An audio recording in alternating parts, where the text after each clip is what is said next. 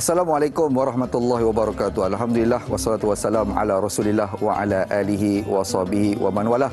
Apa khabar semua sidang penonton yang saya kasih dan juga saya hormati? Mudah-mudahan Allah Subhanahu Wa Taala memberikan kesihatan wal afiat yang sempurna. Mudah-mudahan dengan kesihatan yang Allah Subhanahu Wa Taala bagi ni dapat kita tambahkan ketakwaan kita kepada Allah Subhanahu Wa Taala dan kita cuba-cuba atau belajar-belajar untuk tinggalkan segala larangan daripada Allah Subhanahu Wa Taala. Tuan-tuan dan puan-puan yang saya kasih dan juga saya hormati, pagi ini bersama dengan saya Da'i Hilman, kita akan bersiaran langsung sehingga jam 8.30 pagi di TV3 dan juga TV9.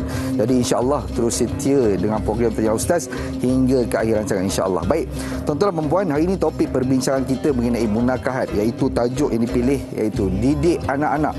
Bersama pagi ini ahli panel kita iaitu Al-Fadil Ustaz Muhammad Ervino Johari. Apa khabar Ustaz? Sihat? Alhamdulillah, sihat. Alhamdulillah. Balik kampung Ustaz tahun ni? Balik juga. Balik juga insya-Allah. Kampung pun dalam KL je. Dalam KL je, masya-Allah, dekatlah. Insya-Allah. Tuan-tuan dan puan-puan, terima kasih oleh Allah SWT. Pagi ni dengan topik kita didik anak-anak. Jadi saya kira ini bukan satu topik yang kecil. Ini satu topik yang besar dalam kita membina institusi kekeluargaan yang akan membentuk negara, bangsa dan sebagainya.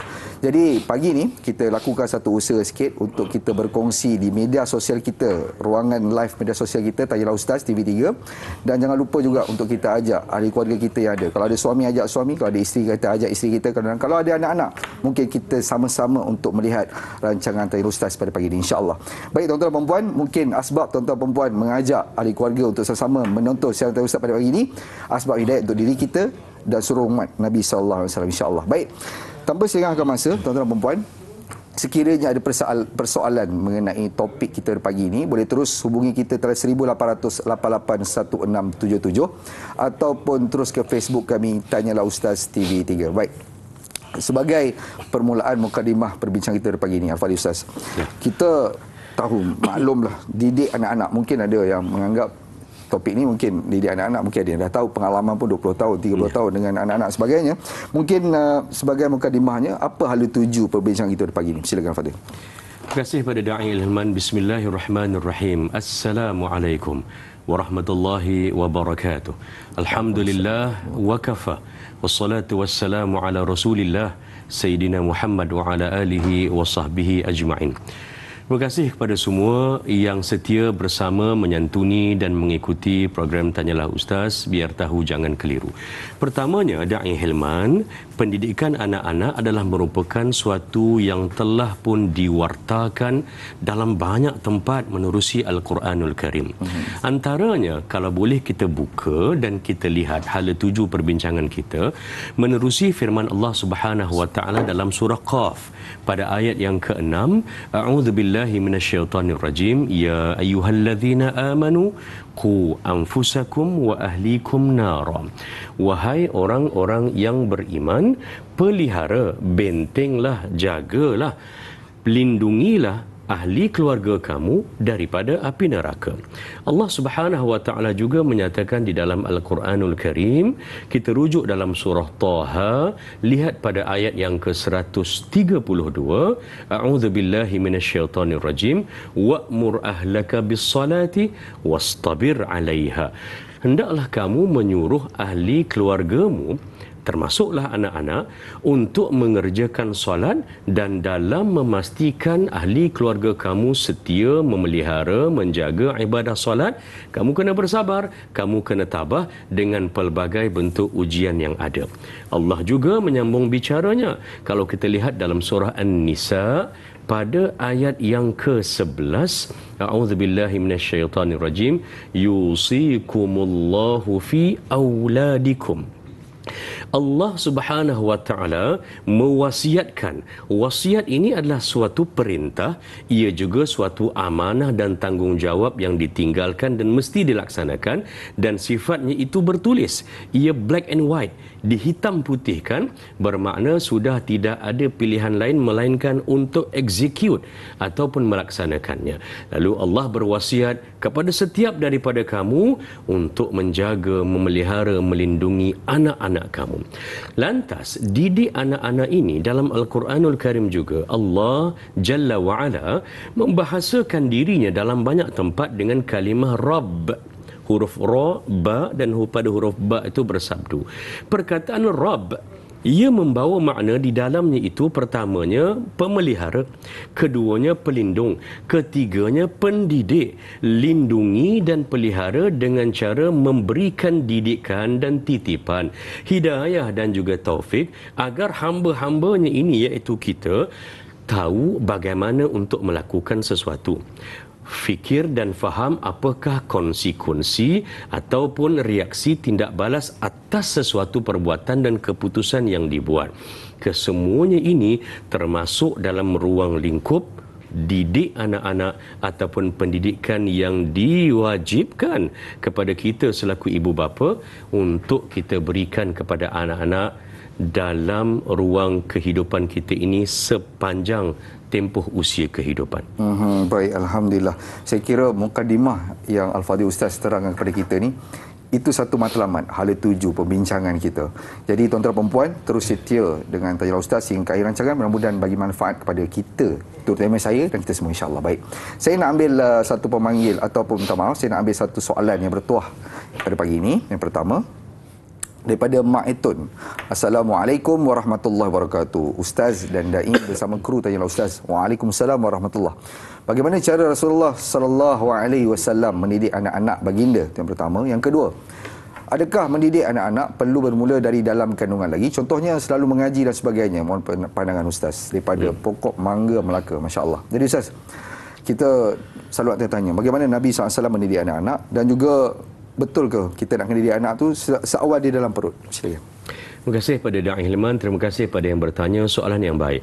Subhanallah, mendidik anak-anak daripada usia yang kecil ataupun daripada awal adalah merupakan sunnah baginda Rasulullah sallallahu alaihi wasallam.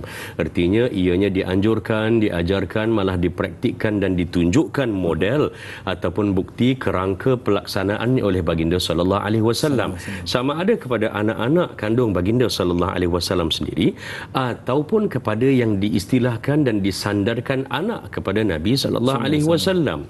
Contohnya di dalam Al-Quranul Karim perkataan anak digunakan dengan lafaz alif ba nun, ibnun. Kita pun menggunakan nama kita bin. Bin itu sebenarnya daripada perkataan ibnun ataupun ibni yang bermakna anak. Anak lelaki, binti anak perempuan dan sebagainya. Dalam Al-Quranul Karim diungkapkan sebanyak 35 kali. Dan anak ini merujuk kepada tanggungjawab yang disandarkan kepada bapa. Sama ada ia merupakan bapa kandung ataupun bapa angkat. Begitu juga dengan ibu kandung ataupun ibu angkat.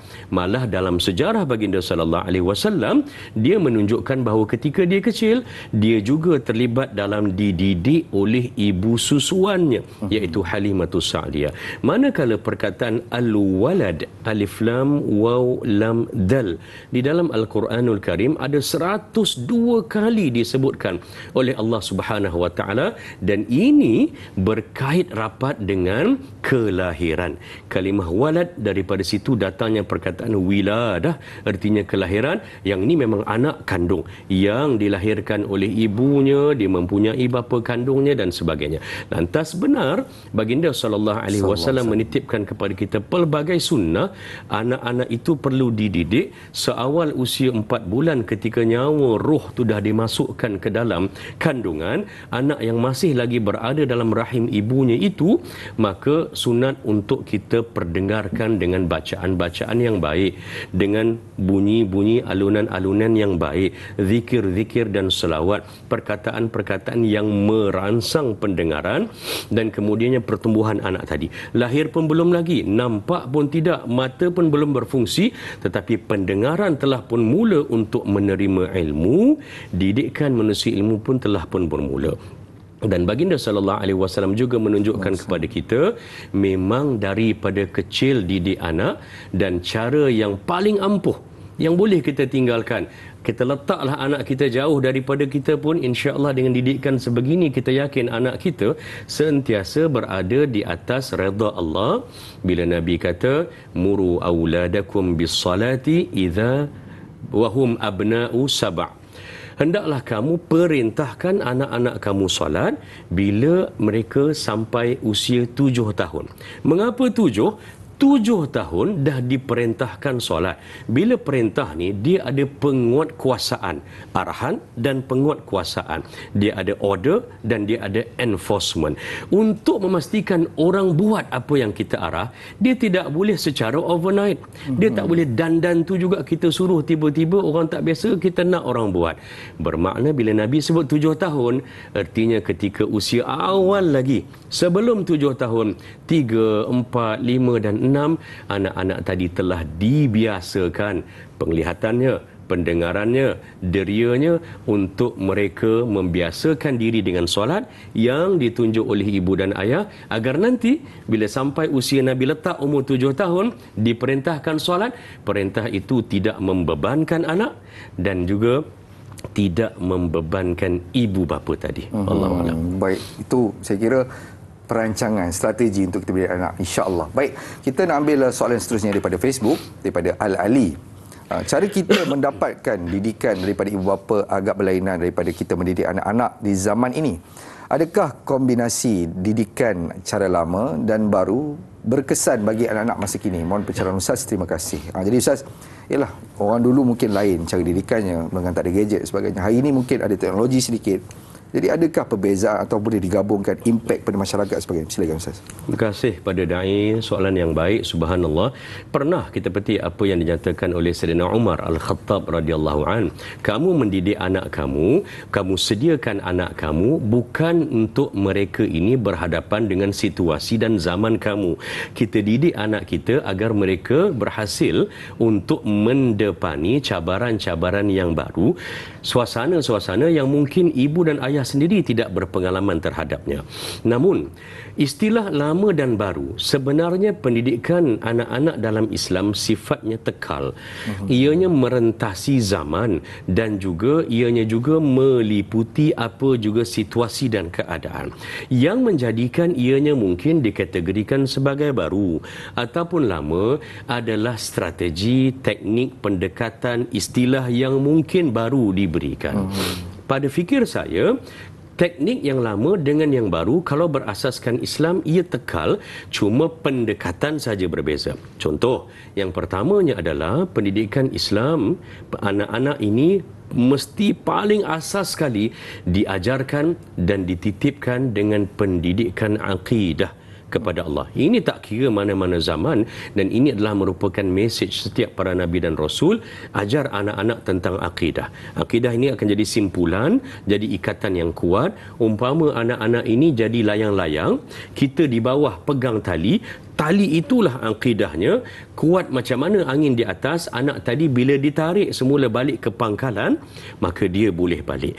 Cuma pendekatan untuk akidah, dahulu benar Da'i Hilman kata, kekurangan daripada sudut gadget, peranti, di mana fokus anak-anak itu mungkin boleh terus diberikan dalam bentuk ruang halaqah pendidikan. Namun sekarang ini pendidikan itu datang di hujung jari dan dalam pelbagai bentuk, tanpa sebarang tapisan. Lantas tugas kita sebagai pengendali layang-layang tadi memberikan pendidikan akidah yang sama, tetapi dalam masa yang sama kita perlu untuk menstrategikan cara kita talik dan juga cara kita lepaskan tali tadi, supaya angin yang kuat bagaimana sekalipun yang menolak layang-layang tadi ke kanan ke kiri, anak tu tak tahu nak ikut yang mana. Yang pentingnya dia tahu bahawa dia diikat oleh ibu bapanya dengan ikatan kepada adanya rasa God consciousness, rasa bertuhan di mana saja dia pergi, insya-Allah. Baik, saya tertarik bila Ustaz sebutkan tadi kepada kita semua, apa dia? Dalam kehidupan ni mendidik anak-anak ni merentas zaman, masya-Allah. Mana kata akidah umat Islam ni merentas zaman, kita didik anak-anak, insya-Allah. Baik tuan-tuan dan puan, kita akan berehat seketika. Kita akan balik lagi selepas ini, biar tahu jangan keliru.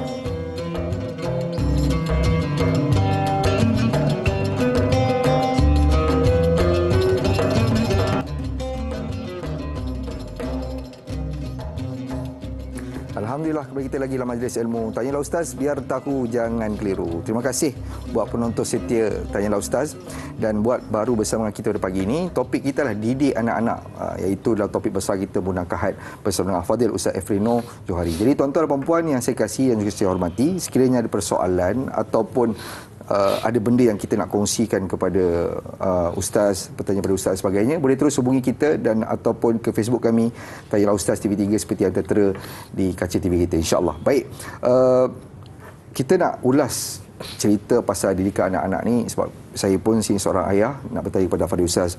Dan ramai tanya juga bila saya lihat ada orang kata permulaan didik anak-anak ini daripada dalam perut, tadi ada seorang bertanya. Tapi ada juga kita selalu dengar orang kata bermula daripada pasangan. Jadi permulaan didikan anak-anak ini daripada mana Ustaz sebenarnya? Silakan. Baik. Terima kasih pada Da'i Hilman. Subhanallah, satu lontaran pernyataan yang sangat baik berdasarkan pada hadis sahih baginda Rasulullah sallallahu alaihi wasallam yang berbunyi idza atakum man tardawna dinahu wa khuluquhu fazawwijuhu. Yang bermaksud, wahai bapa yang mempunyai anak-anak perempuan, jika datang hadir memohon kepada kamu mana-mana di kalangan lelaki yang berhajat untuk menikahi atau mengahwini anak perempuan kamu, dan kamu lihat kamu redha dua benda terhadap lelaki tadi. Dua perkara ini, pertama tardawna dinahu, kamu redha pada penglihatan mata kasar kamu agama budak ni okey, baik. Yang keduanya wa khuluquhu, akhlaknya, perilakunya, syakhsiahnya baik, fazawwijuh, maka kahwinkanlah mereka. Begitu juga dengan hadis sahih baginda sallallahu alaihi wasallam, fadfar bidzatid din taribat siadak. Dalam kamu mempunyai pelbagai pilihan, options di dalam memilih pasangan, maka pilihlah mereka yang mempunyai ataupun yang menjuarai kategori agama. Kamu ambil yang agama, sedang yang lain-lain juga bagus dan penting. Kita tidak nafikan seperti rupa, wajah, paras mereka, keturunan yang baik di kalangan mereka, harta benda, kekayaan yang mereka ada, tapi peganglah yang beragama, maka kamu akan selamat. Ini menunjukkan bahawa bermula daripada pembentukan institusi perkahwinan dan pernikahan yang insya-Allah akan Allah rezekikan dengan anak-anak, pendidikan sebenarnya bermula daripada ibu dan ayah itu sendiri dididik dengan suasana yang baik. Kita tidak nafikan hidayah Allah Subhanahu wa taala, iman itu tidak diwarisi, benar, tetapi usaha dan ikhtiar adalah merupakan di antara sabab dan musabbab. Sebab antara sebab mengapa Allah Subhanahu wa taala mengizinkan berlakunya suatu perkara. Anak yang soleh, anak yang solehah, antara sumber utama penguat agar Allah Subhanahu wa taala mengizinkan mereka jadi soleh dan solehah adalah persediaan mantap daripada pasangan-pasangan yang bakal berkahwin, bakal ibu dan juga bakal bapa. Baik, nampak macam remeh ataupun nampak macam tidak ada apa-apa, macam tak ada kaitan, rupanya ada terkait di situ sedikit, yang mana permulaan kepada institusi keluarga atau pernikahan. Baik, saya nak ambil seterusnya soalan yang menarik, dan saya kira ini soalan yang banyak yang dihadapi oleh ibu bapa pada hari ini, daripada Muhammad Izzuddin. Kesibukan ibu bapa pada hari ini mencari rezeki untuk anak-anak dan keluarga memaksa mereka menghantar anak-anak mereka ke pusat jagaan atau tadika ketika masih kecil. Apakah berdosa jika ada ibu bapa menghantar anak-anak mereka ke pusat jagaan orang bukan Islam sejak mereka kecil lagi? Mohon pencerahan Ustaz, terima kasih. Soalan bagus Ustaz. Ini dilema. Ibu-ibu mungkin kadang-kadang difaktorkan kos, tempat, logistik dan sebagainya, jadi menyebabkan terhantar ke bukan orang Islam. Bagaimana Ustaz? Silakan. Terima kasih kepada Da'i. Subhanallah, soalan yang baik. Terima kasih kepada yang bertanya. Pertamanya, meletakkan anak di bawah jagaan, pemeliharaan dan sudah tentu termasuklah di situ proses didikan kepada orang lain selain daripada ibu dan ayah kandung, ia adalah merupakan perkara yang diamalkan sejak dahulu lagi.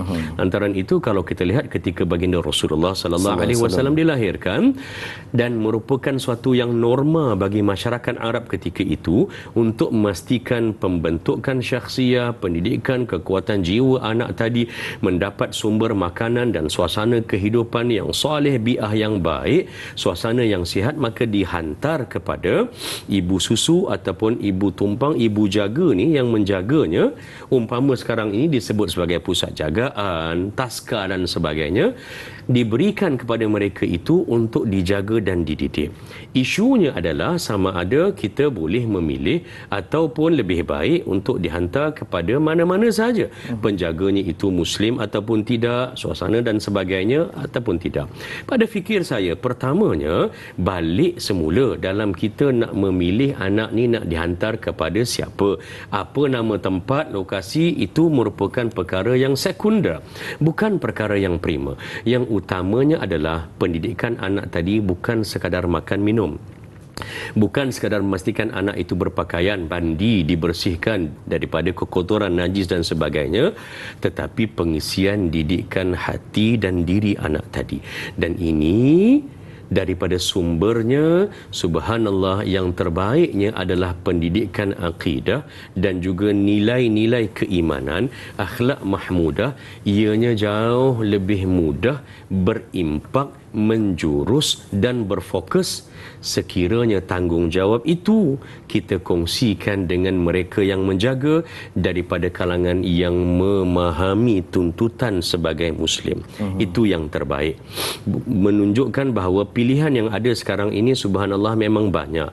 Tidak ada masalah untuk kita memilih yang mana, tapi utamakanlah agama itu.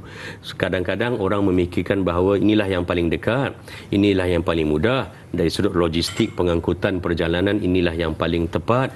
Namun kalaulah sekiranya itu menyebabkan akidah anak tadi tidak dapat dibina dan dibentuk ataupun disuburkan, maka kesemua kesenangan leisure yang ada tadi sudah tidak lagi membawa makna dan tidak serve the purpose, tujuan didik anak itu sendiri.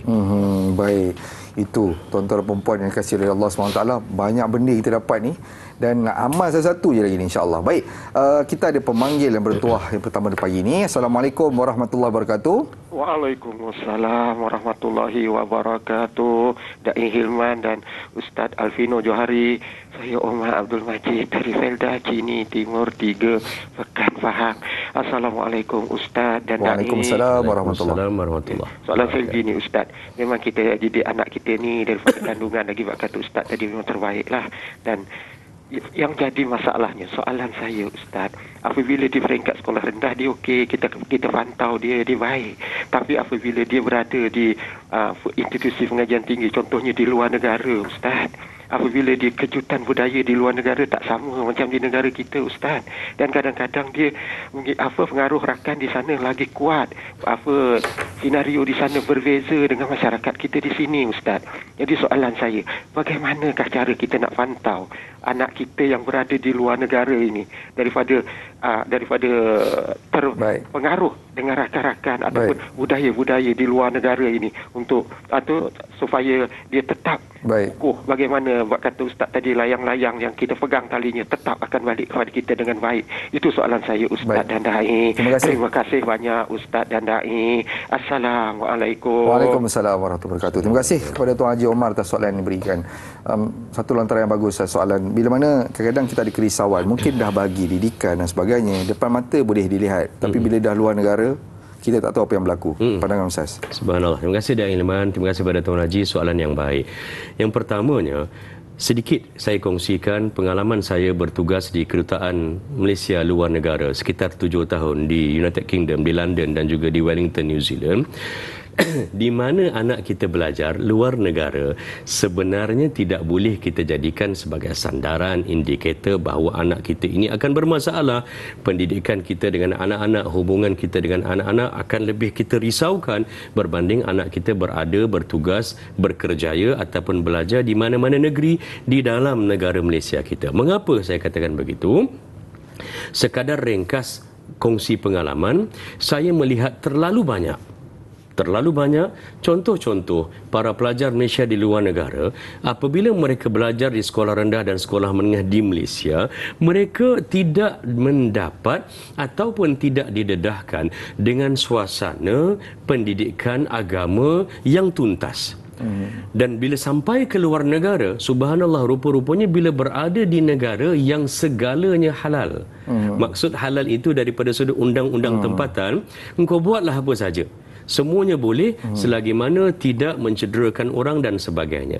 Jadi bila anak-anak tadi didedahkan dengan pilihan yang banyak, Subhanallah, walaupun mereka ini di Malaysia telah melakukan pelbagai perkara, melihat macam-macam benda, di sana mereka menjadi orang yang matang untuk memilih yang terbaik walaupun pilihan-pilihan yang tak baik itu banyak. Saya juga melihat bukan sedikit sebenarnya contoh anak-anak yang dididik, dijaga, dikawal rapi oleh ibu dan ayahnya di negara ini dengan didikan dengan baiklah kita lihat depan mata kita, tetapi bila mereka berada di luar negara, sebenarnya kejutan budaya itu lebih besar kerana sebelumnya ini dipegang, ditutup, dilindungi, dipagar sampai sana segala pilihan ada di hadapan mata, maka mereka menjadi kurang berpengalaman untuk memilih mana yang terbaik dan menggunakan alasan segalanya perlu dicuba. Jadi banyak contoh yang baik jadi kurang, yang kurang sampai ke sana jadi baik. Pokok pangkalnya ibu-ibu dan bapa-bapa, atuk-atuk dan nenek sekalian, Islam mengajar kita bahawa pendidikan anak-anak bukan pendidikan yang bersifat mata kasar. Anak-anak ini berapa lama sangat dia akan berada depan mata ibu dan ayah. Saya biasa katakan seawal usia 12 tahun setengah ataupun 13 tahun, anak-anak tu sebenarnya secara teknikal dah keluar daripada rumah. Kita sendiri yang beria-ia mengisi borang untuk masuk sekolah asrama contohnya, dan anak itu bila masuk sekolah asrama bermakna anak itu sudah tidak berada di hadapan mata kita. Nah, dalam keadaan ini, kita sudah tidak boleh lagi menggunakan indikator penglihatan mata kita sebagai ibu dan ayah untuk memperbetulkan anak. Saya ambil sedikit masa untuk kita melihat bagaimana Sayyidina Umar Al-Khattab radhiyallahu an mengajar dan mendidik anaknya yang bernama Abdullah bin Umar radhiyallahu anhuma, salah seorang periwayat hadis sahih yang antara yang teratas. Abdullah bin Umar menunjukkan kepada masyarakat bahawasanya dia pegang apa yang diajar oleh Nabi sallallahu alaihi wasallam dalam hadisnya, dan juga apa yang diajar dan ditunjukkan secara praktikal oleh bapanya Sayyidina Umar. Kata Abdullah bin Umar, inni sami'atu, aku mendengar baginda Rasulullah sallallahu alaihi wasallam yaqul, berkata, Nabi pernah bersabda, inna abarral birri silatur rajuli ahla wudda abihi. Sesungguhnya kebaikan, kebajikan, outcome, hasil pendidikan yang terbaik yang seseorang boleh berikan kepada anak tadi, dia tidak dinilai bila anak tu depan mata ibu dan ayah, tetapi lebih dicabar dan dibuktikan bila anak itu di belakang mata ibu dan ayahnya. Iaitu kebaikan yang terbaik apabila seorang anak, walaupun ibu dan ayahnya telah meninggal dunia, tapi dia masih lagi boleh menghormati, menyantuni, buat baik, memuliakan orang-orang yang dahulunya rapat dan baik dengan ibu dan ayahnya ketika ibu dan ayahnya masih hidup. Dan ini ditunjukkan oleh Abdullah bin Umar radhiyallahu an dalam sepotong hadis yang sahih, menunjukkan kepada kita, kita bukan nak anak kita baik depan mata kita sahaja. Kerana itu istilah lokasi, jarak antara kita dengan anak-anak, dia bukan merupakan perkara yang prima. Isunya adalah memberikan dalam diri anak tadi itu muraqabah, rasa pengawasan.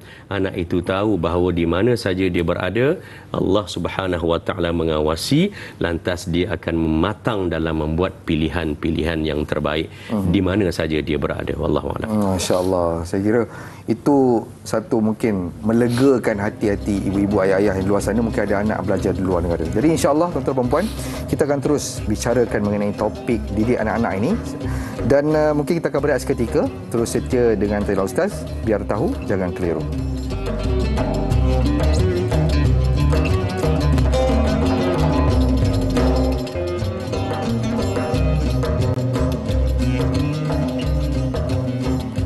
Alhamdulillah, kembali kita lagi dalam majlis ilmu Tayyilah Ustaz, biar tahu jangan keliru. Topik perbincangan kita munakahat didik anak-anak. Jadi tuan-tuan dan puan, bersama dengan kita pagi ini iaitu Al-Fadhil Ustaz Ervino Johari. Jadi tuan-tuan dan puan sekiranya ada persoalan, boleh terus hubungi kita di 1800 1877 ataupun boleh ke Facebook kami Tayyilah Ustaz TV3, insya-Allah. Baik, kita akan terus ke Facebook daripada Anis Ahmad.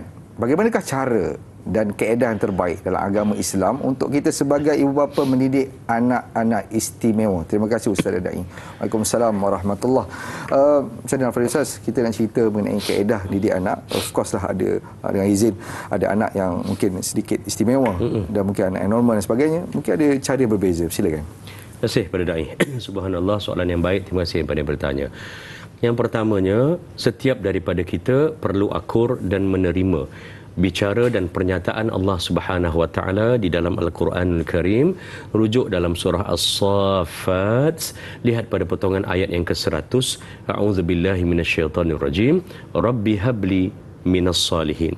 Ya Allah, kurniakan, Rabb, wahai Tuhan yang mendidik, kurniakan kepadaku di kalangan yang soleh dan juga yang solehat. Ciri soleh dan solehah ini, subhanallah, dia meliputi semua jenis anak. Sama ada anak itu istimewa ataupun anak itu memerlukan certain bantuan-bantuan yang khusus, ataupun anak ini memerlukan bentuk pendidikan yang berbeza sedikit daripada yang lain, maka kesemuanya itu sebenarnya menunjukkan bahawa potensi untuk anak tadi menjadi soleh dan solehah tetap ada. Hatta kadang-kadang kalau anak yang normal tidak diberikan pendidikan yang sewajarnya, cara suasana yang melingkunginya itu tidak membantunya untuk membina kepribadian, maka kadang-kadang hasil dan outcome-nya juga tidak sesuatu yang kita harapkan. Namun dalam sudut ini, yang pertamanya adalah anak-anak tadi berdasarkan kepada kemampuan, kekananan dan kecenderungannya, maka berikanlah yang terbaik daripada sudut agama. Pertama, kalau sekiranya ia tidak mampu untuk melakukan, setidak-tidaknya dirangsang dan diberikan kesuburan pada penglihatan, pada pendengaran dan juga pada diri anak tadi untuk menanggap, melihat.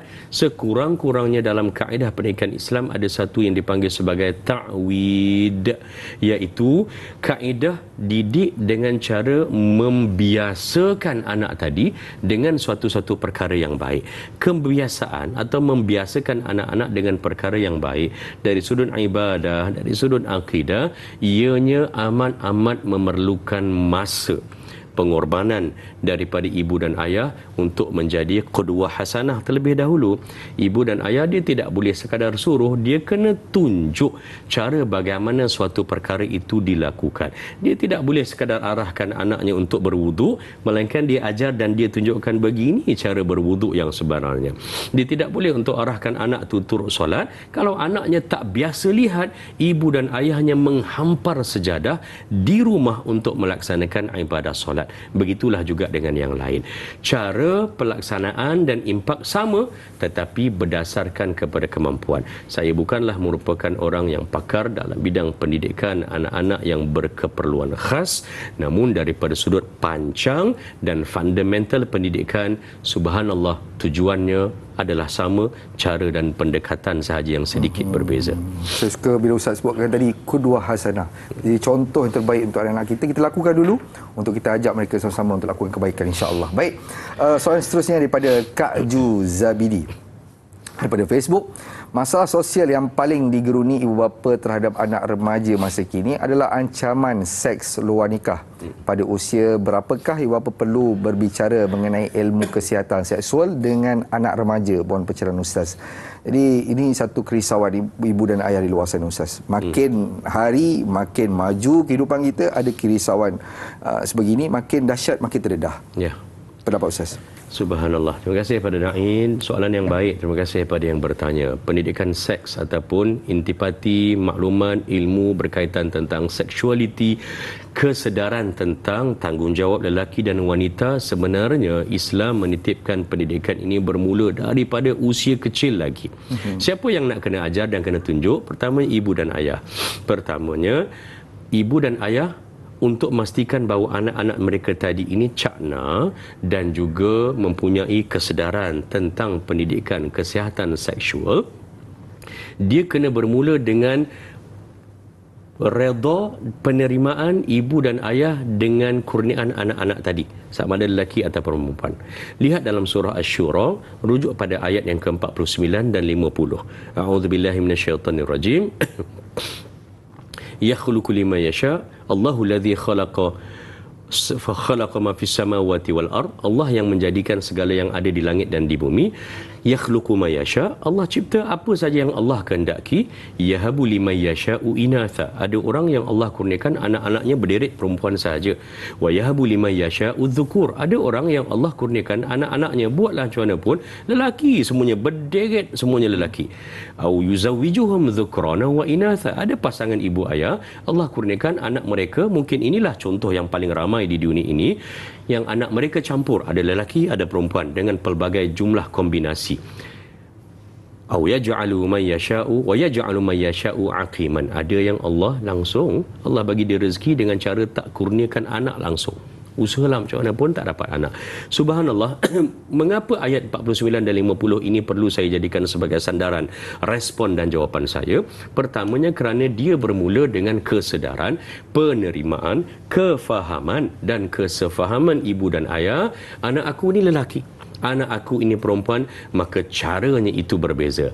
Cara katanya, tuturnya, didiknya, permainan anak-anak yang kita belikan juga perlu ada bezanya. Pakaian dan sebagainya, rambut anak-anak lelaki dan juga wanita, hingga kepada yang kecil, perkara itu juga merupakan didikan.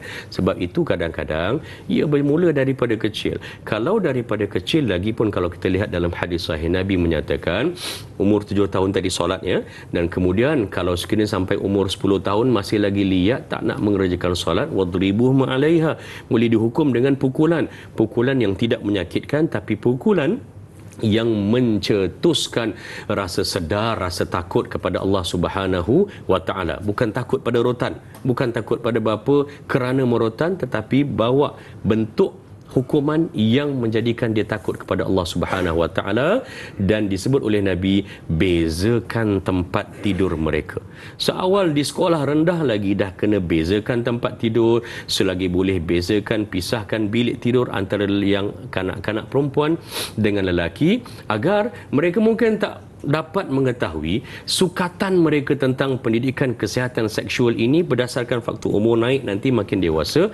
Tapi semuanya bermula dengan bila mereka dah cakna dan tahu tentang banding beza antara lelaki dan perempuan, banding beza antara kecenderungan lelaki dan perempuan, banding beza antara pandangan penglihatan yang perlu direndahkan, bukan saja di luar rumah tetapi juga di dalam rumah. Lantas saya setuju yang menyatakan tadi, ia mesti bermula di peringkat awal lagi pendidikan kesihatan seksual itu. Baik, alhamdulillah. Terima kasih Fadil Ustaz. Kita nak seterusnya kita ambil pemanggil. Assalamualaikum warahmatullahi wabarakatuh. Sampai talian. Waalaikumsalam warahmatullahi wabarakatuh. Da'i ilmu dari Ustaz. Okey, soalan saya pagi ini dengan Ustaz. Apakah visi utama cara mendidik anak-anak agar cemerlang di dunia, cemerlang di akhirat? Itu soalan saya pagi ini. Terima kasih. Assalamualaikum warahmatullahi wabarakatuh. Waalaikumsalam warahmatullahi wabarakatuh. Dengar suara burung tu lagi jelas pada soalan tu. Masya Allah. Baik. Okey Ustaz. Mana kata soalannya mudah. Mudah untuk kita faham bagaimana kita nak, semua ibu bapa nak anak bahagia, berjaya dunia dan akhirat. Ya. Fadil Ustaz, silakan. Terima kasih kepada Da'i, terima kasih kepada Tuan Ismail yang bertanya. Subhanallah, benar. Suara burung tadi mendamaikan. Mendamaikan, betul. Dia satu rezeki sebenarnya bila kita dapat mendengar bunyi-bunyian yang sebegini pada awal pagi. Subhanallah. Yang pertama, visi dan juga misi pendidikan agar cemerlang di dunia dan di hari akhirat. Respon saya dalam suasana yang sebegini, mari kita ambil dapatan daripada bentuk-bentuk doa-doa yang juga merupakan intipati pendidikan yang ditunjukkan dalam Al-Quran, yang dirakamkan, diungkapkan oleh para Nabi dan Rasul. Ini adalah merupakan pendidikan yang akan mencemerlangkan anak-anak insya-Allah dunia dan hari akhirat. Contohnya Nabi Ibrahim alaihissalam yang namanya turut kita sebut setiap kali dalam solat selepas sebut nama baginda Rasulullah sallallahu alaihi wasallam. Lihat dalam surah Al-Quran juga namanya Ibrahim, nama Nabi Ibrahim alaihissalam. Pada ayat yang ke-35, antara potongan doa Nabi Ibrahim alaihissalam, wajnubni wa baniya an na'budal asnam. Ya Allah, jauhkanlah diriku sebagai seorang bapa. Ketika itu Nabi Ibrahim hanya ada seorang saja putera, anaknya Nabi Ismail alaihissalam. Signifikan dengan sambutan ibadah kurban dan juga ibadah hari raya haji kita yang bakal menjelang ini, ya Allah, jauhkanlah diriku wa baniya, dan anakku, keturunanku, zuriatku, bangsaku, an na'budal asnam, daripada menyembah berhala-berhala. Ini menunjukkan yang pertamanya, yang mencemerlangkan berjaya dunia dan akhirat adalah pendidikan akidah. Pastikan anak-anak tadi kita kenal Allah Subhanahu wa taala dengan minda dan perspektif, dengan ilmu dan juga dengan maklumat-maklumat, dan jangan lupa ilmu maklumat saja tak cukup, dia kena diterjemahkan dalam bentuk praktikal, iaitu ibadah dan juga akhlak. Kedua, Nabi Ibrahim AS juga mengajar dalam surah yang sama, surah Ibrahim, Lat 5. Lat ni artinya orang kata gap lah, 5 ayat selepas daripada itu, pada ayat yang ke-40, Rabbi ja'alni muqimas salati wa min dhurriyyati. Ya Allah, kata Nabi Ibrahim, jadikanlah diriku ini orang yang sentiasa teguh menjaga dan memelihara solat. Lepas akidah tadi, solat, wa min dhurriyyati, jangan aku saja ya Allah, jangan masyarakat hanya lihat ayah saja yang hebat, ibu saja yang hebat, anak-anak aku juga ya Allah, jadikanlah ia boleh untuk menjaga dan juga memelihara solat. Semuanya ini menunjukkan terlalu banyak bentuk dan fungsi yang mendasari kenapa sesuatu pendidikan itu ada, kerana kita tidak mahu anak kita hanya cemerlang depan mata. Kita juga dengan keadaan diri kita yang hanya sementara di dunia ini, kita tidak hanya mahu anak kita hanya cemerlang ketika kita masih dikandung hayat, tetapi kita nak mereka cemerlang dunia dan akhirat, insya-Allah. Masya-Allah. Itu selain pada kita rasa teknik, kaedah, belajar, teori dan sebagainya, tapi Ustaz kata apa? Doa itu salah satu instrumen dalam kita mendidik anak-anak, insya-Allah.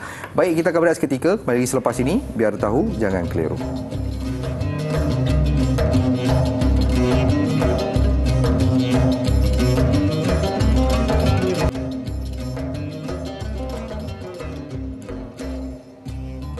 Alhamdulillah, kembali kita lagi dalam majlis ilmu. Tanyalah Ustaz, biar tahu jangan keliru. Topik perbincangan kita hari ini, didik anak-anak, bersama dengan Fadil Ustaz Ervino Johari. Jadi tuan-tuan dan puan, topik perbincangan kita ni daripada awal hingga ke saat ini banyak sudah input ataupun direction ataupun hala tuju bagaimana untuk kita mendidik anak-anak dan apakah fundamental ataupun asasnya untuk kita mendidik anak-anak. InsyaAllah boleh kita gunakan dalam pelbagai cara.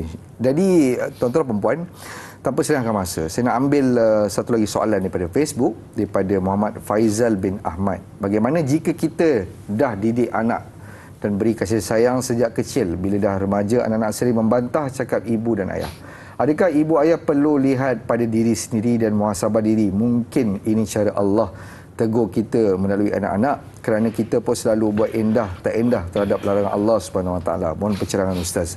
Jadi Ustaz, mungkin kecil kita senang kawal, bagi kasih sayang sepenuhnya. Cuma bila dia ada sedikit kuasa, kebebasan, mulalah tidak hiraukan mak ayah. Adakah ini satu teguran ataupun ada kaedah bagaimana? Silakan Ustaz. Terima kasih pada Dai. Subhanallah, terima kasih pada yang bertanya soalan yang baik. Terlihat tu ada 20 orang like soalan ini, menunjukkan sememangnya ia menunjukkan kebersamaan dan kesetaraan isu dan suasana yang setiap ibu bapa di luar sana hadapi.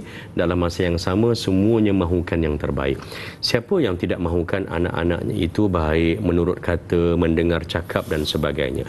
Dan di zaman mutakhir ini, mendapat anak-anak remaja, orang-orang muda yang boleh dengar, patuh, taat, terima pandangan ibu dan ayah, walaupun kadang-kadang dirasakan ada pandangan yang lebih baik daripada pandangan ibu dan ayahnya itu, tetapi selagi mana tidak bersalahan, tidak memberikan mudarat, dapat anak-anak muda yang boleh meraihkan pandangan ibu dan ayahnya ketika zaman ini, ia adalah merupakan nikmat yang sangat besar. Tetapi apabila berlaku anak-anak membantah cakap ibu bapa, adakah ini kerana Allah nak tegur mak dan ayah? Adakah mungkin kerana ini payback, balasan balik terhadap kesilapan, kekurangan, kepincangan bentuk pendidikan anak ibu bapa itu sendiri sebelum masa anak-anak itu kecil dan sebagainya? Kita bawa balik kepada penglihatan kita.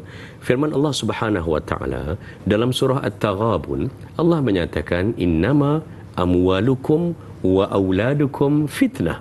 Sesungguhnya harta benda, kelebihan yang kamu miliki dan juga anak-anak yang kamu ada ni, yang Allah Subhanahu wa taala kurniakan, ingat, selain daripada ia kurniaan dan sebagainya, Allah gunakan anak-anak dalam Al-Quran dengan perkataan fitnah.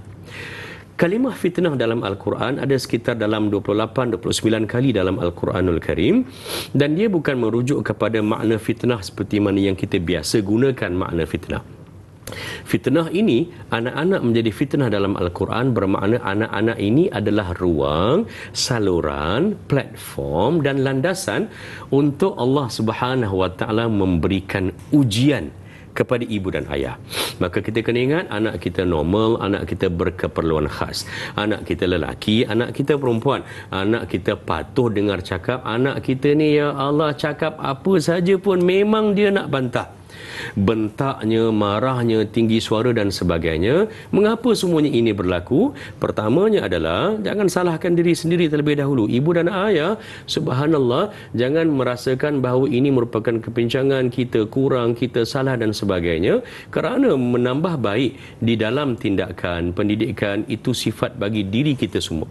Kita sebagai mak dan ayah tidak tiba-tiba pandai begitu untuk menjaga anak-anak. Semuanya perlukan pengalaman. Kerana itu Allah kata ujian. Tujuan ujian ini apa? Bukan nak menunjukkan semata-mata Allah nak merendahkan sesuatu orang yang banyak diberikan ujian. Kalau ujian itu dalam hidup susahnya itu menunjukkan merendahkan martabat, maka tak kena, kerana para Nabi dan Rasul yang paling banyak sekali menerima ujian. Ujian daripada sudut anak-anak, bagaimana Nabi Nuh AS dibantah oleh anak lelakinya sendiri dalam suasana kegawatan banjir yang berlaku, pun masih anaknya itu tidak mahu mendengar katanya. Adakah ini indikator bahawa sebagai ayah Nabi Nuh AS gagal? Jawapannya tidak. Kerana ini adalah merupakan ujian. Lantas untuk kita melihat anak-anak kita ini sama ada ialah daripada sudut respon mereka yang negatif, cara yang paling ampuh untuk kita mendidik, memperbaiki. Yang lepas tu lepas, kita lihat ke arah hadapan bagaimana untuk memperbaiki. Jadi baik itu usahanya kita, tapi jadi baik izinnya itu ialah daripada Allah Subhanahu wa taala. Pendidikan anak-anak dalam Islam ini banyak. Saya ambil dua yang atas terlebih dahulu. Yang pertamanya adalah at-tarbiyah bil qudwah. Cara yang terbaik bukan dengan beletih, bukan dengan cakap tak berhenti-berhenti. Hari-hari itulah yang dimarah, itulah yang ditegur, sampai anak ni telinganya rasa macam dah tak boleh nak dengar dah. Sebab itu bila tak boleh nak dengar, sama ada dia masuk kanan keluar kiri, ataupun tak sempat masuk kanan, anak tu dah tutup dah pendengaran dia. Dia lebih berkesan kalau sekiranya ibu dan ayah tunjuk. Artinya solat tu jangan solat dalam bilik, solat di luar, di ruang tamu, biar anak tu nampak. Kalau jenis susah nak solat, kalau jenis cara bercakap itu kuat, mak dan ayah jangan dilawan ataupun dilayan dengan cara dan nada yang kuat juga, dengan nada yang lembut. Ketegasan tidak ditunjangi atau diwakili dengan suara yang kuat, tapi ketegasan itu dengan pitchingnya, dengan tonasi suara yang betul pada tempatnya. Buat dan juga dengan lembut, kerana berterusan sebegini. Dan yang ketiganya itu yang disebut dalam surah An-Nahl tadi, wastabir, hendaklah kamu bukan sekadar sabar, tapi gandakan kesabaran itu dengan ketabahan. Kerana pendidikan bukan hanya sifat setahun dua, anak-anak mungkin takkan berubah 3-4 tahun, tetapi kita muhasabah diri kita bukan dengan cara menyalahkan diri kita sebagai ibu dan ayah, tapi melihat di mana lagi ruang untuk kita menambah baik. Itu berjuang habis-habisan untuk kita mendidik anak, insya-Allah. Baik, kita tak boleh hang masa nak ambil satu lagi soalan daripada Facebook, daripada Sahziatus Siddiq. Bagaimana pendidikan bagi anak-anak yang ibu bapanya telah bercerai ataupun berpisah keduanya?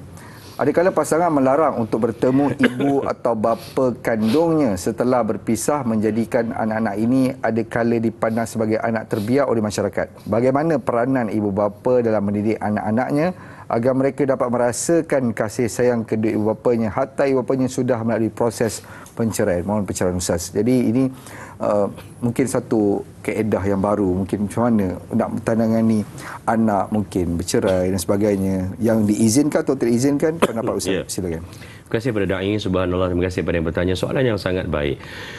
Sama ada yang mendidik itu kedua-dua ibu dan ayah, Dan banyak contoh dalam sirah baginda sallallahu alaihi wasallam yang menunjukkan yang mendidik itu adalah dalam bentuk single parenting, sama ada ibu ataupun ayah. Hatta hanya sama ada ibu ataupun ayah saja kerana perceraian seperti yang ditanya, ataupun mungkin kerana kematian salah seorang daripada keduanya, kedua-duanya merujuk kepada bagaimana anak tadi yang berada sama ada di bawah kustodi penjagaan ayah ataupun ibu, untuk mereka sentiasa merasakan bahawa pendidikan itu berjalan. Pertamanya, ibu dan ayah sekalian, soal perceraian ini adalah soal yang disebutkan dalam Al-Quranul Karim dengan kaedah imsak bima'ruf atau tasrih bi ihsan. Bila kamu mempunyai isteri ataupun suami dan kamu ada zuriat, ada keturunan, ada anak-anak, bila kamu sambung dan teruskan jaga perkahwinan, maka imsak, pegang itu, biar pegang dengan ihsan. Bukan pegang dengan kuat, bukan pegang dengan cara pegang perkahwinan dan pasangan itu dengan cara yang menyakitkan, tak. Pegang dengan ihsan, dengan lembut, dengan baik dan sebagainya. Tetapi kalau sekiranya berlaku perceraian, subhanallah, itu takdir Allah Subhanahu wa taala, tiada siapa yang mahukan. Tapi kalau kita diuji dalam bentuk yang sebegitu, tasrih, imsak bi ma'ruf, pegang dengan ma'ruf tadi, minta maaf, tasrih bi ihsan, lepaskan dengan cara yang ihsan. Ihsan ini maksudnya masih lagi kita mempunyai simpati, kita masih lagi ada hati pada benda yang di luar daripada penglihatan mata kasar kita. Kalau depan kita tu masih kita pegang, kita ma'ruf, buat baik, tapi kalau kita lepaskan dengan ihsan. Lalu peranan ibu dan ayah, walau mungkin sudah tidak serumah, tetap perlu untuk ditambah masanya, peruntukannya, peranannya untuk mendidik dan menjaga anak. Pertamanya kita kena ingat, pendidikan tidak hanya berlangsung secara fizikal. Pendidikan dalam bentuk istilah PJJ pun dah digunakan lama, pendidikan secara jarak jauh dengan menggunakan peranti yang ada. Maka walaupun berpisah, tidak lagi berada di rumah yang sama, ibu dan ayah kena ingat, mereka mungkin tidak sekata dan seia pada perkara-perkara yang melibatkan status perkahwinan mereka, tapi kena ingat tanggungjawab mereka kepada yang berada di tengah-tengah ni, iaitu anak yang Allah kurniakan kepada mereka, dia berterusan hingga ke hari akhirat. Lantaran itu, apa yang perlu untuk dilaksanakan bagi lelaki dulu, suami, apabila kalau berlaku perkara-perkara sebegini yang telah pun ditetapkan, yang diarahkan oleh mahkamah syariah, pertama sekali patuhi. Kalau dipanggil untuk bicara, dipanggil untuk mendengar kes, datang, hadir. Jangan lari, jangan elak daripada tanggungjawab. Itu cara pertama sekali untuk mendidik anak-anak. Kita marah sekalipun kepada bekas pasangan kita, jangan diheret dan ditarik anak-anak untuk berada dalam kancah polemik yang sama. Kedua, bagi ibu, walaupun mungkin dia memegang hak untuk menjaga dan memelihara anak, dia kena ingat bahawasanya selagi mana suami, bekas suaminya itu, ayah kepada anaknya tadi masih ada, hubungan silaturahim itu dia adalah merupakan alaqah ijbariyah. Dia adalah merupakan hubungan yang telah pun diwajibkan oleh siapa? Oleh Allah Subhanahu wa taala. Kalau itulah bapa kandungnya, itulah ibu kandungnya, bagaimana sekalipun hubungan ini tidak akan terputus. Lantas tujuan dan cara didik anak-anak adalah dengan menjaga dan memelihara hubungan itu. Cara bagaimana? Bergantung. Kalau mahkamah menyatakan ada restraining order, tak boleh berjumpa, ya, okey, tidak ada masalah. Tetapi maklumat, nafkah, sumber pendapatannya, keuangannya perlu dibantu. Nasihat, titip, didik, menerusi teks, pesanan, tulisan dan sebagainya mesti kena ada, dan jangan dihalang agar anak ini sentiasa mendapat akses yang baik. Kalau yang tak baik itu kita sekat, yang baik daripada bapanya atau ibunya, walau apa sekalipun status kedua-duanya. Baik, Alhamdulillah. Terima kasih Al-Fadhil Ustaz. Tuan-tuan dan puan, bila mana Al-Fadhil Ustaz terangkan tadi, antara benda yang kita boleh ambil maklum, satu kerjasama di antara ibu dan ayah, suami dan isteri.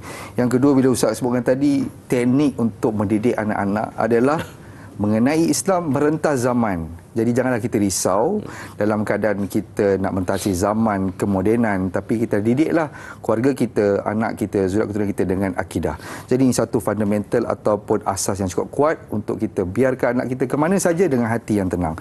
Jadi tuan-tuan dan puan, kita akan teruskan bicara mengenai didik anak-anak ini dalam Talilah Ustaz. Tapi kita akan berakhir di TV3 saat ini dan kita akan sambung perbincangan kita di TV9. Wallahu a'lam, biar tahu jangan keliru.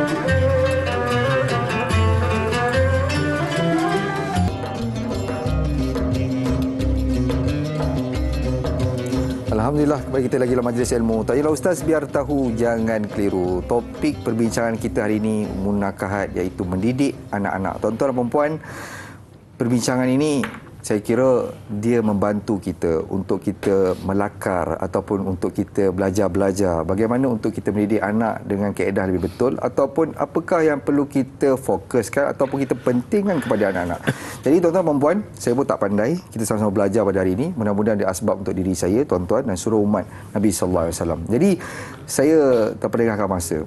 Tadi kita tengok ada berita TV3 dan sebagainya. Sekarang ni ada satu soalan yang saya kira menarik untuk kita kongsikan bersama daripada Facebook, daripada Zul Sofi. Assalamualaikum Ustaz Da'i dan kru. Semoga semua sihat selalu. Waalaikumsalam warahmatullahi. Jika ada anak yang biadab dan tak ada adab, ini hasil dari perangai ibu bapa atau dari hasil haram dan syubhah yang menjadi darah daging lalu membentuk anak biadab, kasar, tengking ibu, bunuh ibu dan sebagainya. Mohon pencerahan Ustaz, terima kasih. Ustaz, ini ada kerisauan kadang-kadang disebabkan rezeki dan sebagainya. Hari ini kita lihat isu bunuh ibu, bunuh anak dan sebagainya. Mungkin satu ketika dahulu benda ni agak sukar untuk didengar. Hari ini hari-hari di televisyen dan sebagainya dengar benda ni. Adakah dia terkait dengan rezeki yang haram ataupun syubhah? Silakan. Terima kasih pada Da'i, terima kasih pada bertanya. Soalan yang baik, subhanallah. Subhanallah, sebenarnya rezeki memberikan ruang dan saluran impaknya itu secara langsung kepada penyuburan dan pendidikan anak-anak itu sendiri. Berdasarkan pada sepotong hadis sahih, baginda Rasulullah sallallahu alaihi wasallam menyatakan, ada dalam kitab Riyadhus Salihin susunan Al-Imam Nawawi rahimahullahu taala, yang menyatakan bahawa baginda sallallahu alaihi wasallam bersabda, "Kafa bil mar'i ithman an yudayya may yaqut." Kama qal. Ada beberapa riwayat lain lagi yang bermaksud cukuplah bagi seseorang itu yang mempunyai zuriat, ada anak, ada pasangan, baik ibu ataupun ayah, apabila dia mensia-siakan orang yang dia salurkan, bertanggungjawab untuk dia menyalurkan rezeki kepada orang tersebut. Orang yang dia suapkan makanan, kalau dia sia-siakan, maka itu pun telah menjadi dosa yang besar di sisi Allah Subhanahu wa taala. Maksudnya apa? Pertamanya benar, ujian daripada Allah Subhanahu wa taala seperti yang ditanya, hasil kemenjadian anak itu dalam bentuk yang positif ataupun yang negatif sememangnya ada disebabkan dan bersumberkan kepada faktor rezeki. Perkara-perkara yang berbentuk syubhah, contohnya lebih banyak daripada yang meragukan daripada yang memang diyakini kehalalannya, ataupun daripada perlakuan ibu-ibu dan juga ayah-ayahnya yang mungkin bergelumang wal'iyadzubillah dengan perkara-perkara yang haram, ataupun yang sentiasa melazimi menunjukkan di hadapan anaknya itu contoh-contoh benda-benda yang mungkin majoriti lebih suka untuk melihat perkara itu ditanggap sebagai makruh, sedangkan ada di kalangan para ulama malah sepakat menyatakan ia adalah merupakan perkara yang haram. Benar, kesemuanya ini merupakan sabab minal asbab, satu daripada sebab daripada banyak lagi sebenarnya sebab-sebab lain yang menjadikan kekurangan ataupun kepincangan ibu dan ayah di dalam memberikan contoh yang terbaik, menjadikan anak-anak menunjukkan sikap kasar, biadab, malah boleh sampai kepada peringkat jenayah. Berdasarkan dapatan yang saya baca, hasil daripada kajian para pakar di bidang psikologi, mereka menyatakan bahawa bentuk-bentuk ketidakpatuhan ataupun bentuk-bentuk yang menunjukkan keingkaran anak kepada ibu dan ayah bila sampai kepada bab jenayah ataupun kepada perkara yang melanggar bukan saja hukum Allah tetapi melanggar peraturan negara, maka itu sewajarnya diadili dan diikuti berdasarkan kepada lunas peraturan. Mengapa? Kerana itu sudah di luar daripada kemampuan dan kekanan ibu bapa untuk mengendarainya. Jangan disorok, jangan disimpan, jangan dilindung, kerana yang pentingnya adalah untuk hifzul ijtima', menjaga perhimpunan, menjaga masyarakat dan juga membendung masalah sosial itu lebih utama lagi. Yang keduanya, untuk Islam dilihat sebagai ruang bagi penambahbaikan dan juga cara untuk kita melihat pada isu yang tadi. Kerana itulah dalam Al-Quranul Karim, Luqman Al-Hakim mengajarkan kepada anak lelakinya cara untuk anak lelaki tadi beradab dengan ibu ayahnya dan juga dengan masyarakat umumnya, hatta pada benda-benda yang kecil sekalipun. Lihat pada ayat yang ke-17 dalam surah Luqman, bila Luqman menasihati anaknya, wala tusa'ir khaddaka linnas, jangan kamu angkat pipi kamu ini kepada manusia. Maksudnya apa?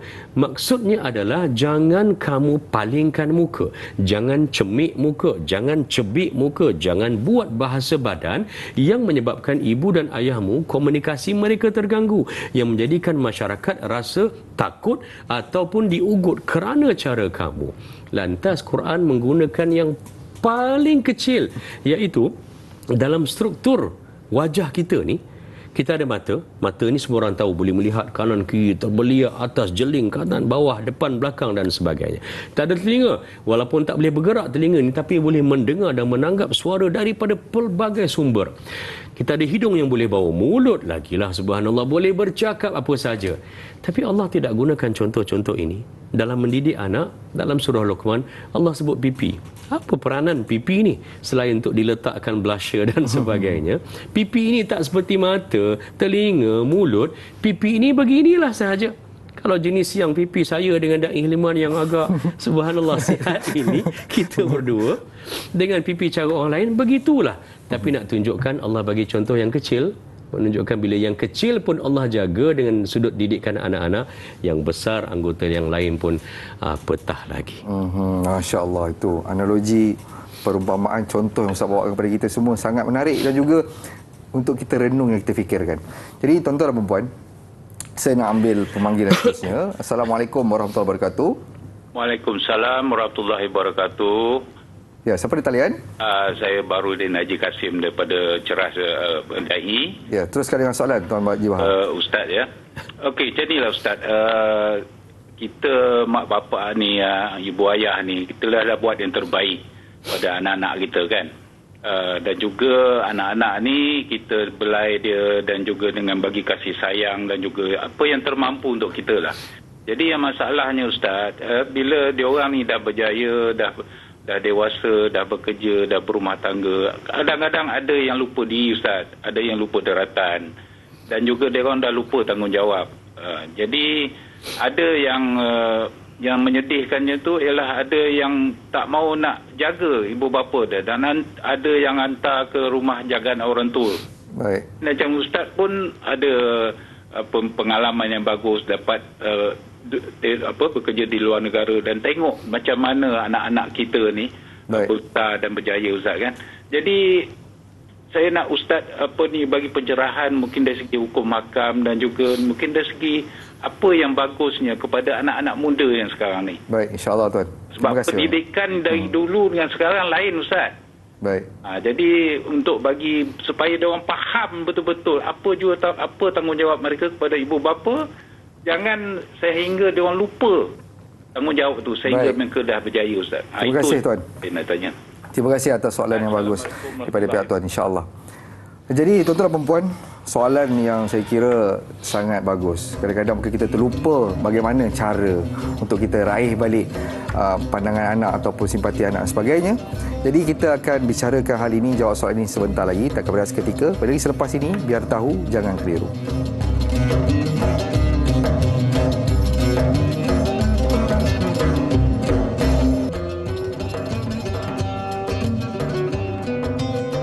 Alhamdulillah, bagi kita lagi dalam majlis ilmu. Tajuk Ustaz, biar tahu jangan keliru. Masih lagi dengan topik perbincangan kita, didik anak-anak. Jadi tuan-tuan dan puan yang saya hormati dan juga saya kasih, tadi sebelum kita berehat, kita ada pemanggil daripada Ceras, iaitu Tuan Baharudin, yang bertanyakan soalan yang saya kira sangat bagus untuk kita sama-sama mendalami dan juga kita mengetahui seorang ayah, ibu dan ayah mendidik anak-anak mereka, dan bila mana anak besar sudah lupa tanggungjawab, lupa daratan dan sebagainya.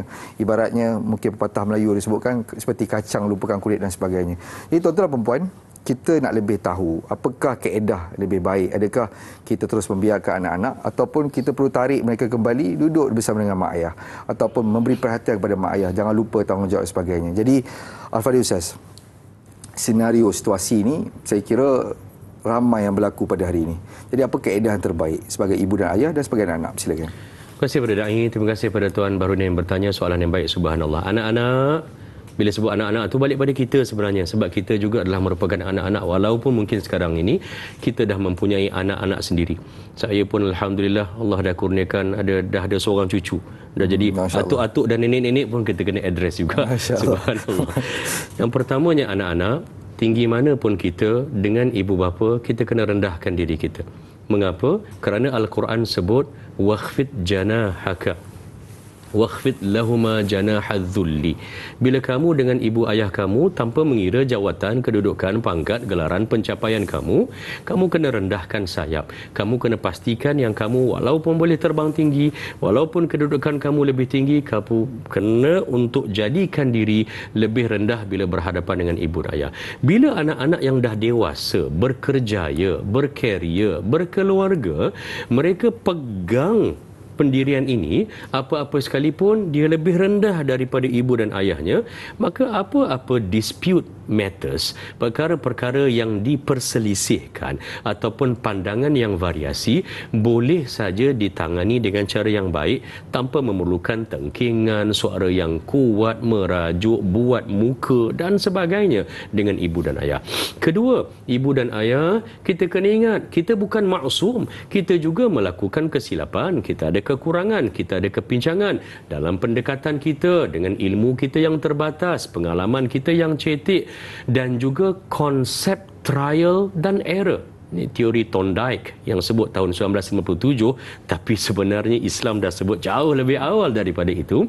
Teori cuba jaya. Dalam mendidik anak, kita cuba, tak kena, tukar cara lain dan sebagainya.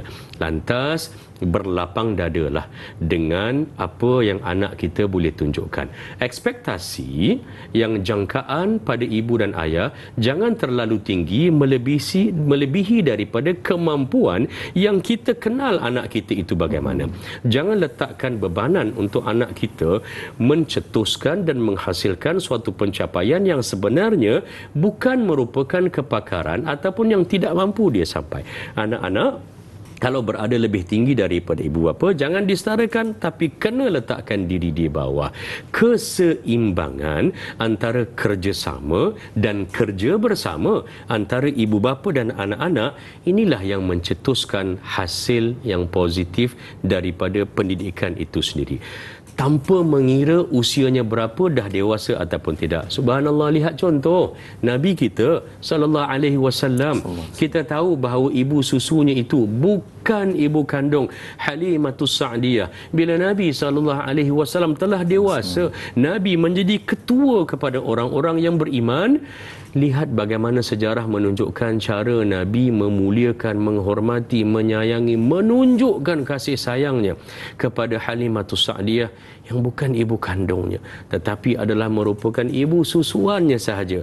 Dan sejarah menyatakan bahawa kalaulah sekiranya Nabi, seorang yang dewasa, yang tua, boleh menunjukkan cara pembaktian, kemuliaan, penghormatan yang tinggi kepada Halimatus Sa'diyah yang bukan merupakan ibu kandungnya, ibu susuannya, bayangkan pengajaran sirahnya. Bayangkan kalau Nabi masih ditakdirkan Allah ketika itu memiliki ibu kandungnya Aminah, bagaimana lagi bentuk penghormatan, kemuliaan yang Nabi akan berikan kepada ibu kandungnya. Sedang kepada bukan ibu kandungnya pun, sebagai anak dewasa, Nabi menunjukkan yang terbaik, apatah lagi kalau dengan ibu kandung. Masya Allah. Itu kadang-kadang kita mungkin terlepas pandang, tuan-tuan yang mulia. Jadi insya-Allah kita nak ambil soalan seterusnya daripada Facebook, daripada Rahimah Saud.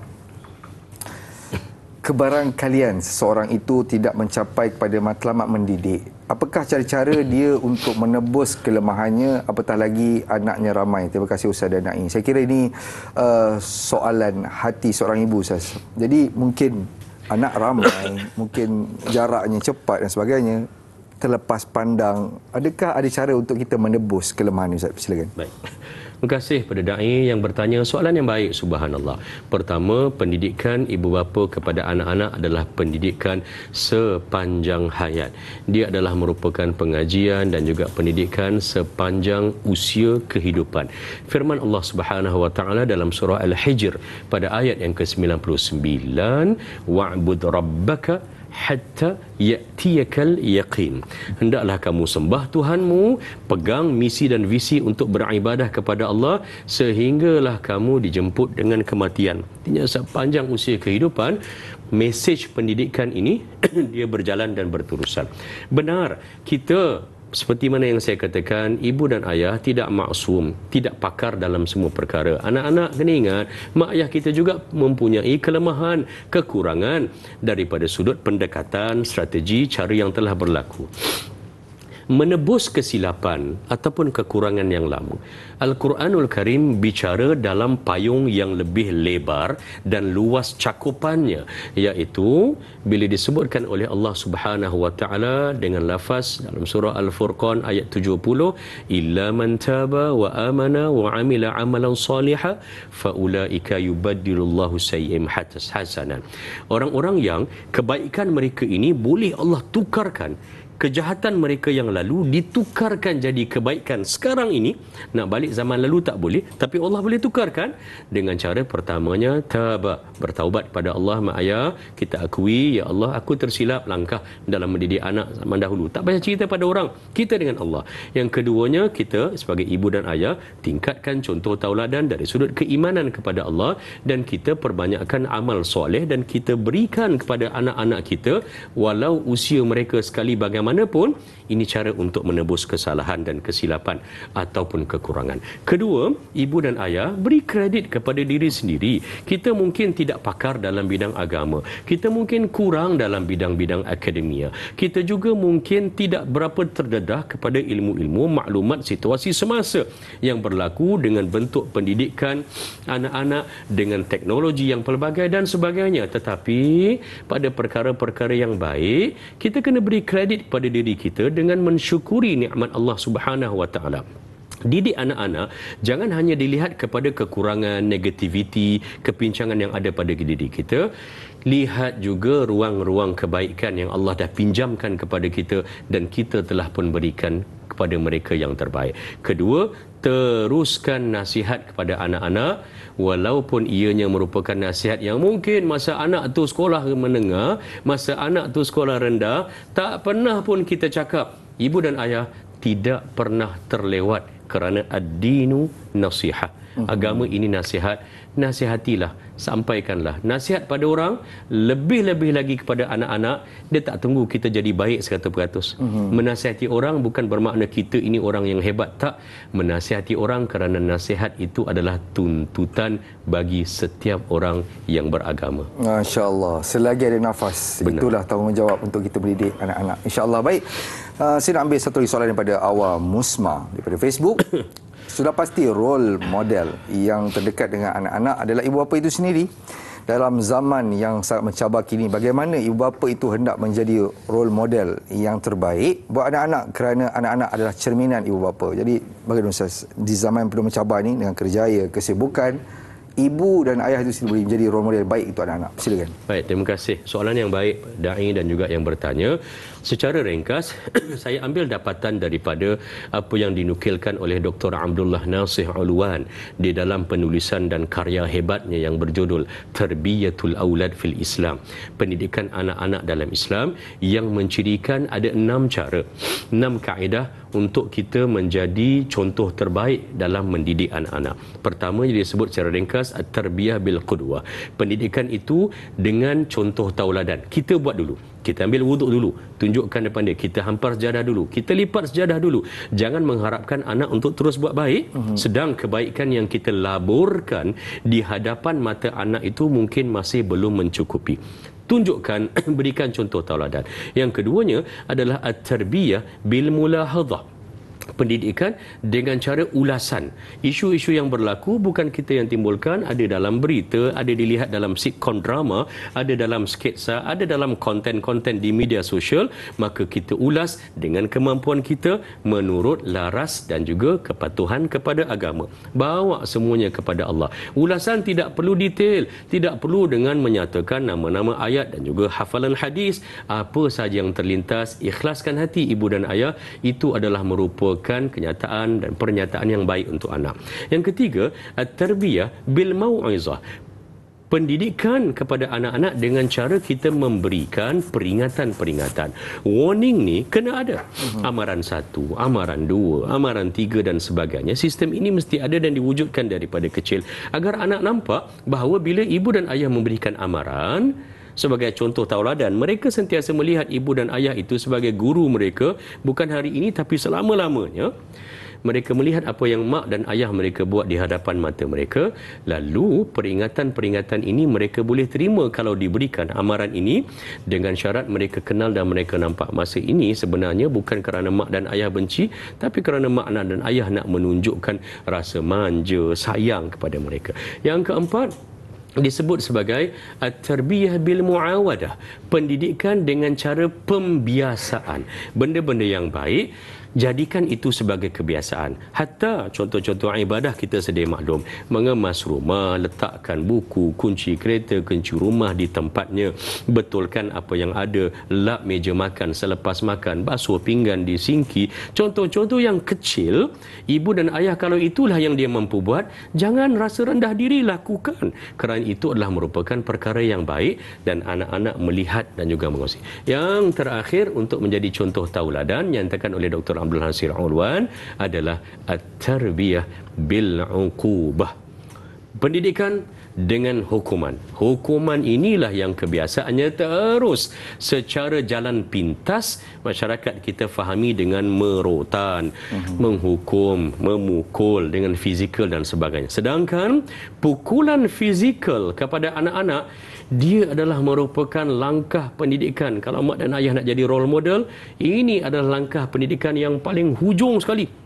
Tunjuk tangan tu jauh, nak menunjukkan hujung tu. Hujung sekali, luar daripada kamera lagi. Hujung sangat jauh. Maksudnya adalah selagi mana kita tidak buat yang tadi tu, sebelum sampai kepada hukuman, maka yang itu langsung kalau tak buat lagi bagus. Ayah saya, subhanallah, saya ingat ayah kandung saya daripada kecil sampai sekarang tak pernah pukul saya. Tak pernah tinggi suara. Tak pernah angkat tengking marah menggunakan perkataan-perkataan. Tak pernah selagi semana yang saya masih ingat. Daripada seawal usia 5 tahun setengah ke atas sampailah sekarang umur dah 50-an.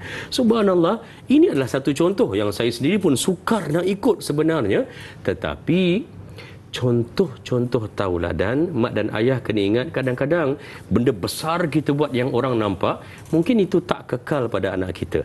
Tapi sentuhan yang lembut, ungkapan yang ringkas, pernyataan dan juga ulasan yang santai, kadang-kadang inilah yang anak-anak akan ingat sebagai didikan dan pegangan pada dia, walaupun anak-anak itu sendiri telah pun berkeluarga dan mempunyai cahaya mata sendiri. Masya-Allah.